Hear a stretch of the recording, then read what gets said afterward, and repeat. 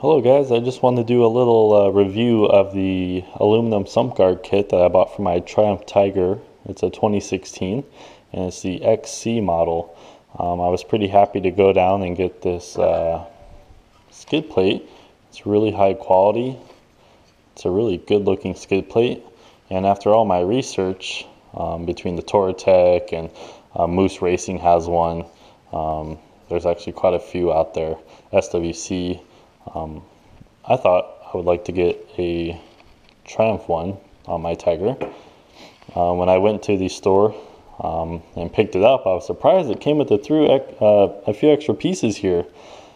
This I wasn't really sure what it was, and also in here it came with some crush rings for the exhaust, and also a new sump guard bracket, which I was confused as well because I already have one on my bike. When I went to Triumph Instructions, they have a really good website. It's really awesome. You just type in the part number and it comes with all the directions for everything they sell. So this part number is A9708392.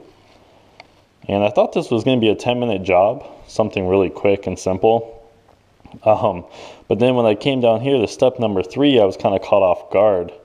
It says, remove the exhaust system as described in the service manual.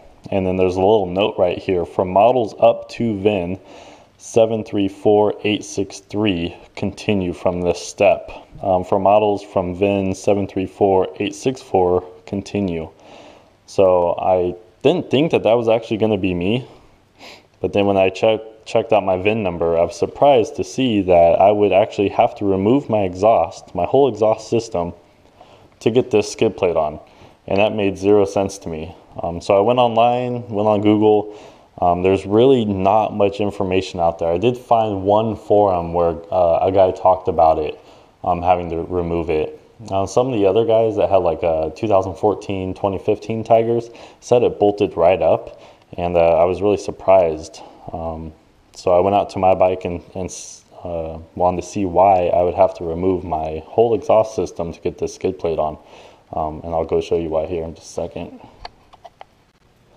Alright guys, I apologize. I have to do this in my garage. It's kind of dark in here. I wish I could do this outside where it was sunny, but I'm from Oregon, so it's raining. It's been raining for the last 6 months.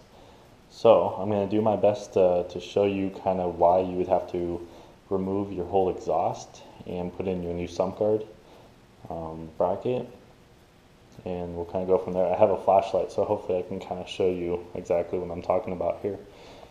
So when I looked at my bike, I came down here, and you can see the old bracket in here. It looks exactly the same as the new one.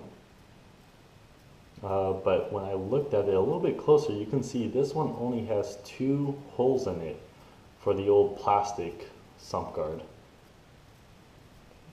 Let's see if we can get in there. Yeah, see there's only 2 holes right there. This new bracket, it has 4 of them. So you actually need these 2 extra holes right here for the new skid plate to go on there. Now, one guy online said that he could get this old bracket off without removing the exhaust. And I don't think, and I was hoping that would actually be the case. But as I looked closer, hopefully you guys can see, there's a bolt right here above the catalytic converter. And you cannot get that bolt off of there without removing your whole exhaust system. One guy said, like I said he could get that off of there without removing it, but it would be absolutely impossible. Maybe he had a different year where the cat wasn't as big, or maybe he was from Europe where they have a different system on, I'm not sure. It's down here, right here by this O2 sensor. I really wish the lighting was better in here. Well, I thought, well, okay, well that's not cool. So maybe I could just take off these, the bolts up here, and drop the whole manifold down, and just enough to get that bolt out of here. But I don't believe that's the case. Back here, there's another bolt midway that supports the system. And then obviously back here we have a bolt for the can. And you would have to remove all those bolts to have this header drop down and out of the way, just to get this one bolt off so you could get your new bracket in. I was going to go ahead and try and do it myself, but I've actually did some research online, and people said that those bolts for the manifold are extremely hard to get off.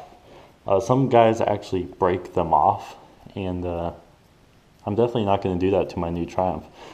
Some guys also said that if you don't tighten them down correctly and don't torque them, you'll have an exhaust leak if you don't crush that washer enough, or if you crush it too much, it will crack it, and then you'll still have a exhaust leak. So I definitely don't want to deal with that either.